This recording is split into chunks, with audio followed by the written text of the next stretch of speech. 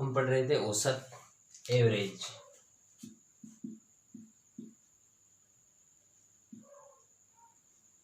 देखो, औसत का उपयोग किसी समूह को प्रदर्शित करने के लिए किया जाता है, किसी समूह को रिप्रेजेंट करने के लिए किया जाता है। इसका सूत्र होता है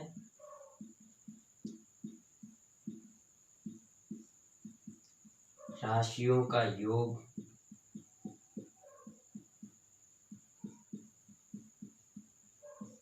बटेवा राशियों की संख्या।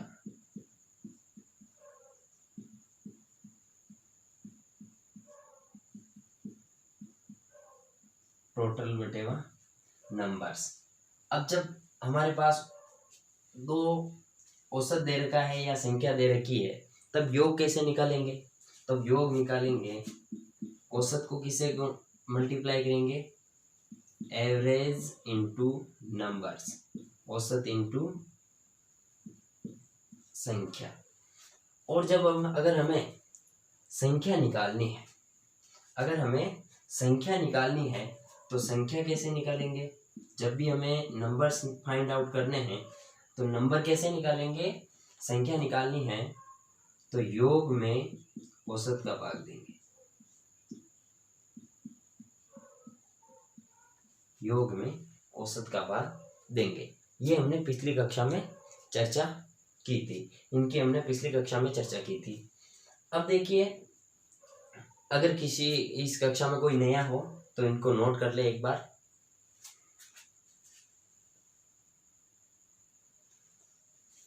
देखो, हमने 5 प्रश्न पिछली कक्षा में किया था। प्रश्न संख्या 6 देखिए, 11 संख्याओं का औसत है 50। 11 संख्याओं का एवरेज कितना है? 50 है। इनमें यदि प्रथम 6 संख्याओं का औसत है 49 और अंतिम 6 संख्याओं का औसत है 52 तो छठी संख्या क्या होगी? देखो, 11 संख्याओं का हमें एवरेज दे रखा है 50, तो 11 संख्याओं का हम टोटल वैल्यू निकाल सकते हैं। तो 11 संख्याओं का कुल योग कितना हो जाएगा? देखो, 11 संख्याओं का कुल योग,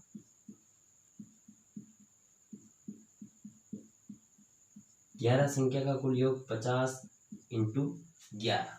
हमने कुल योग निकाला है औसत इंटू संख्या, तो औसत कितना है? 50 और संख्या कितनी है? 11। तो कुल मिला के कितनी हो जाएगी? 11 पंजे 55, 550। ये हो जाएगा कुल योग। 11 संख्याओं का कुल योग कितना हुआ? 555। अब हमें आगे दे रखा है कि प्रथम 6 संख्या का औसत है 49। प्रथम 6 संख्या का औसत कितना है? 49।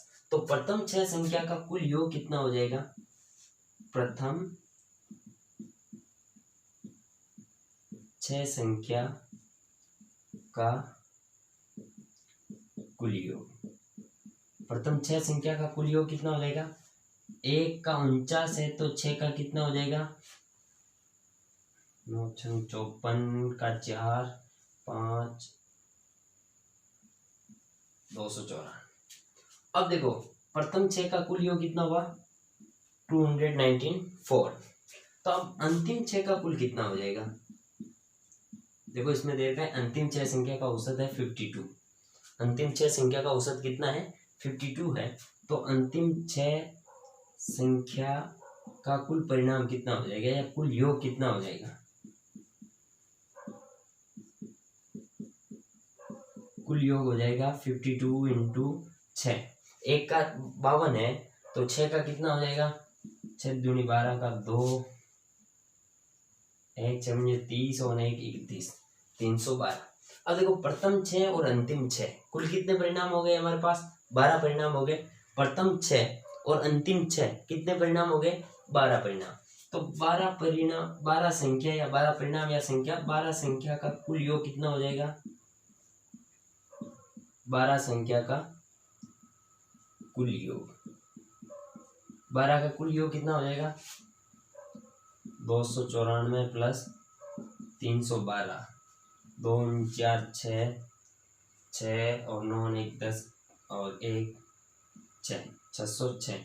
ये कुल 12 परिणामों की औसत है। अगर कुल 12 परिणामों का मतलब औसत नहीं, सॉरी, टोटल है। कुल 12 परिणामों की टोटल कितनी है? 606।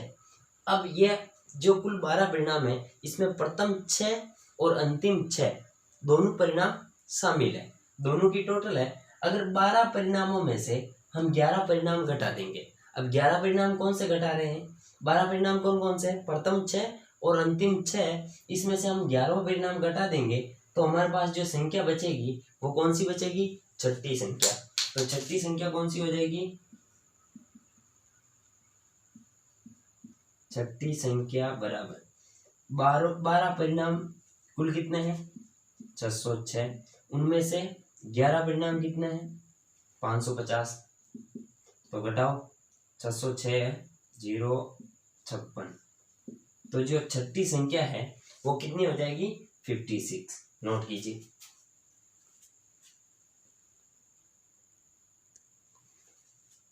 देखो प्रश्न संख्या 7, किसी सप्ताह में सोमवार मंगलवार बुधवार का औसत देर का है, क्या देर का है, औसत तापमान देर का है 40 डिग्री सेल्सियस था, तथा मंगलवार बुधवार गुरुवार का औसत तापमान 41 डिग्री सेल्सियस था।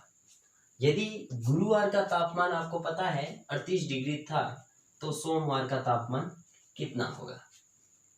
देखो प्रश्न को समझिए, सोम मंगल बुध का औसत तापमान देर का है 40, क्या देर का है औसत तापमान।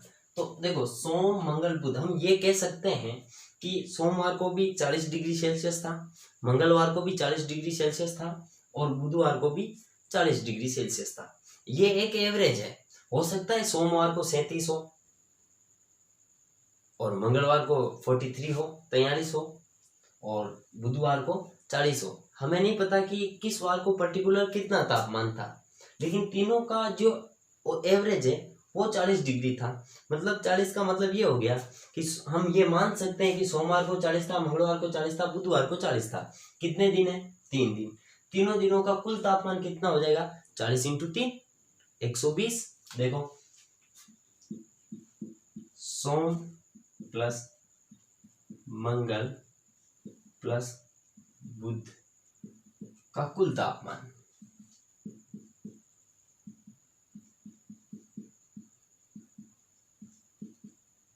एक दिन का हम 40 माने तो 3 दिन के कितने हो जाएंगे 4 × 12 120 डिग्री, मतलब तीनों दिन कुल मिलाकर कितना तापमान पड़ा 40 डिग्री सेल्सियस।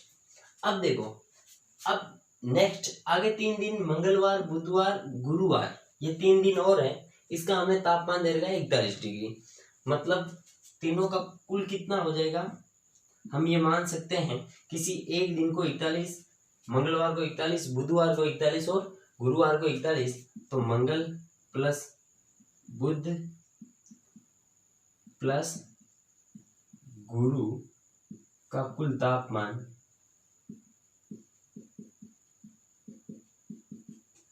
एक दिन का हम पर्टिकुलर 41 माने तो 3 दिन का कितना हो जाएगा 3 3 चौक 12 123 डिग्री सेल्सियस। अब हमें किसका चाहिए सोमवार का चाहिए, और पूछा दे किसका रखा है, और गुरुवार का हमें पर्टिकुलर गुरुवार के दिन का तापमान दे रखा है 38 डिग्री। अब देखिए, अब मान लो मंगलवार बुधवार गुरुवार तीनों का कुल मिलाकर तापमान कितना है 123 डिग्री। अब इसमें से मैं गुरुवार का तापमान को लेस कर दूंगा, गुरुवार के तापमान को कम कर दूंगा, तो किस किस का बचेगा मंगलवार और बुधवार का, किस किस का बचेगा मंगलवार और बुधवार का।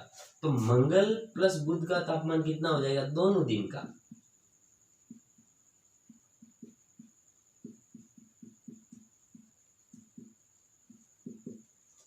देखो 3 दिन का मिला के कितना है 123 डिग्री। अब 3 दिन में कौन कौन से दिन है, ये मंगल बुध गुरु, इसमें से गुरुवार को मैं कम कर दूंगा, कितने डिग्री है गुरुवार का, प्रश्न को देखिए कि 38 डिग्री सेल्सियस था, तो इसमें से 38 डिग्री लेस कर दूंगा तो 13 5 11 8 85 डिग्री सेल्सियस। तो मंगलवार और बुधवार का तापमान कितना रह गया 85 डिग्री सेल्सियस 85 डिग्री। अब हमें सोमवार का चाहिए। अब देखो सोमवार मंगलवार बुधवार का कुल तापमान है 120 डिग्री। अब इनमें से मैं इन दोनों दिन का लेस कर दूंगा, घटा दूंगा, तो किसका बचेगा केवल सोमवार का। तो सोमवार का तापमान कितना हो जाएगा, तीनों का मिलाकर कितना है 120 डिग्री। इसमें से मंगलवार और बुधवार घटा दूं कितना है 85, मंगल और बुध का कितना है 85, तो सोमवार का तापमान कितना हो जाएगा 35 डिग्री सेल्सियस। नोट करो, सोमवार का तापमान कितना हो जाएगा 35 डिग्री सेल्सियस। अब देखिए एक बार वापस देखिए, किसी सप्ताह में सोमवार मंगलवार बुधवार का औसत तापमान है 40 डिग्री सेल्सियस और मंगलवार बुधवार गुरुवार का औसत तापमान है 41 डिग्री सेल्सियस। यदि आपको गुरुवार का तापमान दे रखा है, औसत नहीं है, गुरुवार का तापमान दे रखा है आपको 38 डिग्री सेल्सियस, तो सोमवार का तापमान पूछा गया है। तो देखिए सोमवार मंगलवार बुधवार का कुल तापमान कितना हो जाएगा, कुल कितना हो जाएगा, हम ये मान सकते हैं कि एक दिन में 40 डिग्री है, तो 3 दिन का मिलाकर कुल कितना है 1 2 3, तो 120 डिग्री। और मंगलवार बुधवार गुरुवार का कुल तापमान कितना हो जाएगा 41 × 3, मतलब पर्टिकुलर किसी एक दिन 41 पड़ता है तो 3 दिन कितना पड़ जाता है 123 डिग्री। और अब आपको मंगल और बुध का निकालना है, तो मंगल बुध गुरु में से गुरुवार को कम कर देंगे तो 85 डिग्री सेल्सियस। अब देखो आपको सोमवार का निकालना है, तो इन तीनों में से मंगलवार और बुधवार को घटाना पड़ेगा, तो 120 में से 85 डिग्री सेल्सियस घटाएंगे तो 35 डिग्री तापमान था। तो हम ये कह सकते हैं कि सोमवार के दिन 35 डिग्री सेल्सियस तापमान था। नोट करो। देखो प्रश्न संख्या 8, 4 क्रमागत सम संख्याओं का औसत है 27, इनमें से सबसे बड़ी संख्या कौन सी होगी। 4 क्रमागत मतलब कि क्रम से आने वाली, जैसे 2 4 6 8 10 12 14, इस प्रकार से सम संख्या मतलब ऐसी संख्या जिसमें 2 का भाग चला जाए, सम संख्या होती है। उनका एवरेज दे रखा है, 4 संख्या है ऐसी, कोई भी हो सकती है, 4 कहीं से भी शुरू हो सकती है, हमें नहीं पता, लेकिन उनमें सबसे बड़ी संख्या आपको फाइंड आउट करनी है। तो देखो माना कि पहली संख्या आप x मान लो,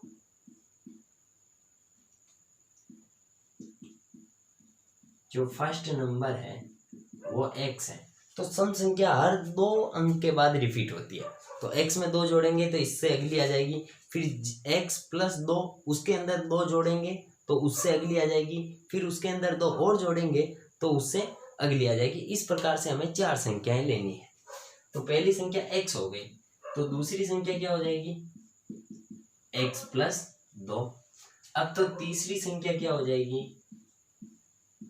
अब इसके अंदर 2 जोड़ेंगे, न कि इसके अंदर। अगर आपको इसके अंदर जोड़ना है तो x में 4 जोड़ेंगे, क्योंकि 2 इसका जोड़ना और 2 नीचे वाले का, तो x + 2, इसमें 2 और जोड़ू ये 2, तो कुल मिला के इसको मैं क्या लिख सकता हूँ x + 4, 2 और 2 4। अब चौथी संख्या क्या हो जाएगी,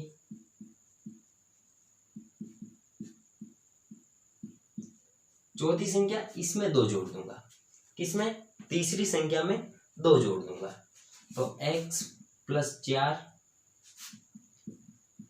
+ 2 कुल मिला के x + 6।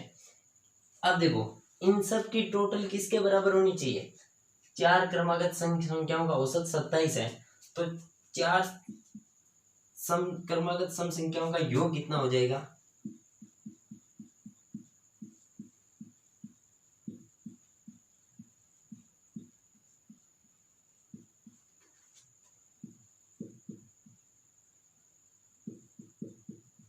हम ये मान सकते हैं कि एक संख्या है जिसका मान है 27, तो 4 संख्याओं का कितना हो जाएगा 27 × 4।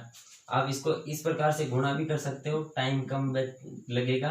20 + 7 कोष्टक 4, तो 20 को 4 से गुणा करो, 20 चौक 80 + 7 चौक 28, तो 20 80 + 20 कितने होते हैं 100, और 100 और 8 108। कुल मिला के इन सब की जो टोटल है वो कितनी होनी चाहिए 108 होनी चाहिए। किन किन की टोटल, पहली संख्या की x, दूसरी संख्या की x + 2, तीसरी संख्या x + 4 और चौथी संख्या क्या हो जाएगी x + 6। इन सब की संख्याओं की टोटल कितनी है 108। अब इसको हल कर लीजिए, x कितनी बार है 1 2 3 4, मतलब कि 4x प्लस, अब संख्या संख्या को जोड़ लीजिए, 6 4 10, 10 2 12 बराबर 108। तो 12 को पक्षांतर करेंगे तो माइनस में हो जाएगा, 4x बराबर 108 माइनस 12। तो 4x बराबर 108 में से 12 घटाओ, कितने रह जाएंगे, 6 और 10 में से 1 जाएगा 9, और 4x है, ये इंटू में है, पक्षांतर करेंगे तो बटेवा में या डिवाइड में चला जाएगा। तो x बराबर 96 डिवाइड बाई 4। अब 4 का भाग दो, 4 दूनी 8, 4 चौक 16, 24। मतलब कि ये x का मान है, इसका मतलब हमने x कौन सी संख्या को माना, पहली संख्या को। इसका मतलब ये हुआ कि जो पहली संख्या है वो है 24। क्या है, 24। तो दूसरी संख्या क्या हो जाएगी, 24 में 2 जोड़ देंगे 26। तीसरी संख्या क्या हो जाएगी, 28, और चौथी संख्या क्या हो जाएगी, 30। 24, 26, 28 और 30। अब आपको कौन सी संख्या पूछी है, सबसे बड़ी संख्या। तो बड़ी संख्या कौन सी है, 30। तो इसका उत्तर क्या आ जाएगा, इसका उत्तर आ जाएगा 30। अगर सबसे छोटी संख्या पूछी होती तो 24। नोट कीजिए।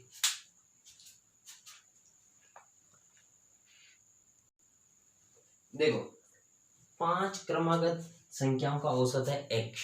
5 क्रमागत संख्याओं का औसत क्या है, x है। यदि अगली दो संख्याएं और मिला दी जाए, अगली दो संख्याएं और मिला दी जाए तो औसत में क्या परिवर्तन होगा, औसत में क्या चेंजेज आएगा, अगली दो संख्या और मिला दी जाए। जैसे 5 क्रमागत संख्या क्या हो सकती है, जैसे 1 2 3 4 और 5। इनका औसत क्या है, x है। तो इनका कुल योग कितना हो जाएगा, इनका कुल योग x इंटू 5। इनका कुल योग 1 प्लस 2 प्लस 3 प्लस 4 प्लस 5, इनका कुल योग क्या हो जाएगा, 5x। इसको क्या लिख सकता हूं मैं, 5x। अब देखिए इनमें दो संख्या और मिला दी जाए, ये यहां तक तो है ही, इनमें अगली दो संख्याएं, अगली दो संख्याएं, तो अगली दो संख्याएं मिलाऊंगा तो 1 प्लस 2 प्लस 3 प्लस 4 प्लस 5, दो और कौन सी होगी, एक तो 6 और एक 7। अगली दो संख्याएं और मिला दी जाती है तो औसत में क्या परिवर्तन होगा, अगली दो संख्याएं मिलाएंगे तो 7x। अब देखो ये हो जाएगी 7x, संख्याएं हैं x और औसत है x, संख्याएं हैं 7। तो देखो इसकी टोटल 1 और 2 3, 3 और 3 6, 6 और 4 10, 10 और 5 15। तो 5x बराबर 15। इसको जोड़ो, 3 3 6, 6 4 10, 10 और 5 15, 15 और 6 21, 21 और 9 7 28। तो 7x बराबर 28। तो x बराबर 15 डिवाइड बाई 5, ये इंटू में है, पक्षांतर करेंगे तो बटे में, 5 दिया 15, 3 बार गया, और इसको हल करेंगे तो x बराबर 28 बटेवा 7, 7 चौक 28। तो कितने की वृद्धि हुई, 1 की। पहले था 3, अब हो गया 4, तो 1 की वृद्धि हुई। नोट करो।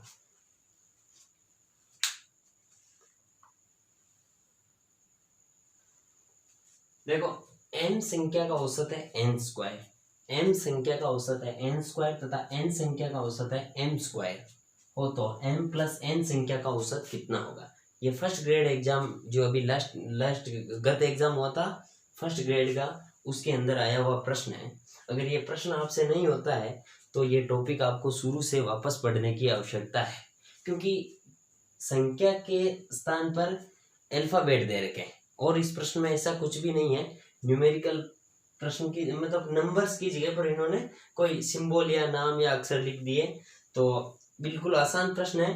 प्रथम श्रेणी मतलब फर्स्ट ग्रेड लेक्चरर के एग्जाम आया था जीएस के पेपर में। तो m संख्या का औसत दे रखा है n स्क्वायर, तो m स्क्वायर संख्या का योग कितना हो जाएगा, m संख्या का योग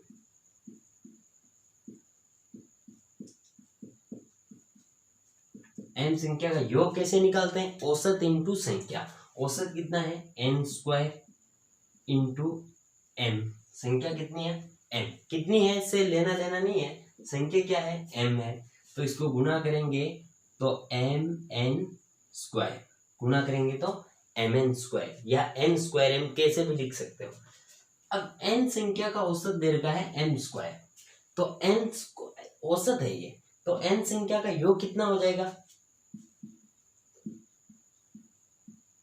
n संख्या का योग, n संख्या का योग कितना हो जाएगा? औसत इंटू संख्या। औसत है m स्क्वायर और संख्या कितनी है? n, तो m स्क्वायर मतलब n m स्क्वायर। अब इन दोनों संख्या का औसत पूछा है m प्लस n संख्या का, तो इन दोनों संख्याओं का योग बटेवा ये दोनों संख्या का भाग देंगे। तो इन दोनों से m प्लस n का योग कितना है? m का मान कितना है? mn स्क्वायर, और n का मान कितना है? nm square, nm square. तो m प्लस n का योग, दोनों का योग, इसको m n square plus n m square. अब देखो कॉमन लेते हैं, m इसमें भी है इसमें भी है, तो एक बार m कॉमन आ जाएगा, n इसमें भी है इसमें भी है, तो n कॉमन आ जाएगा। तो देखो कॉमन का मतलब इन दोनों का भाग देना है। जैसे इसमें मैं भाग दूं तो m से m कैंसिल, देखो ऐसे देखो m n स्क्वायर, इसमें भाग दूंगा मैं m n का, तो m से m कैंसिल हो जाएगा। ये n स्क्वायर का मतलब होता है n डबल बार है, स्क्वायर का मतलब घातांक n इंटू n, दो बार है, एक n से एक n कट जाएगा, तो इस संख्या की जगह पर क्या बचेगा? केवल n बचेगा, ये प्लस n m स्क्वायर, तो n m स्क्वायर, इनमें किसका भाग देना है? m n का। तो देखो n से n कैंसिल हो जाएगा, इस m से ये स्क्वायर हट जाएगा, तो क्या बचेगा? m बचेगा। ये इन दो m और n का योग है, ये क्या है? m और n का योग। तो m प्लस n का औसत कितना हो जाएगा? तो औसत निकालने के क्या करते हैं? औसत निकालने के लिए योग में किसका भाग देते हैं? संख्या में। योग कितना है? ये संख्या क्या है? m plus n, m plus n। अब देखो m प्लस n से कट जाएगा, तो क्या बचेगा? m n। तो m प्लस n का औसत क्या हो जाएगा? औसत हो जाएगा m n। नोट कीजिए, बढ़िया प्रश्न है। इस प्रकार से हम कुछ प्रश्न लेते चलेंगे, बिल्कुल आसानी से इस सिलेबस को हम तैयार करेंगे। तो आप कक्षा में बने रहे, बिल्कुल आप 5-10 प्रश्न रोज करते रहे, किसी प्रकार की कोई दिक्कत नहीं आएगी। अगर किसी प्रकार की कोई दिक्कत आती है तो आप हमें अवगत करवाएं, हम आपकी समस्या को दूर करने के लिए हमेशा तत्पर रहेंगे और निरंतर पढ़ते रहे। अभी एग्जाम का पता नहीं है, लॉकडाउन लगा हुआ है और न जाने अब कब एग्जाम होगा, लेकिन हमें हमारी तैयारी जारी रखनी है। तो नोट करें इसको।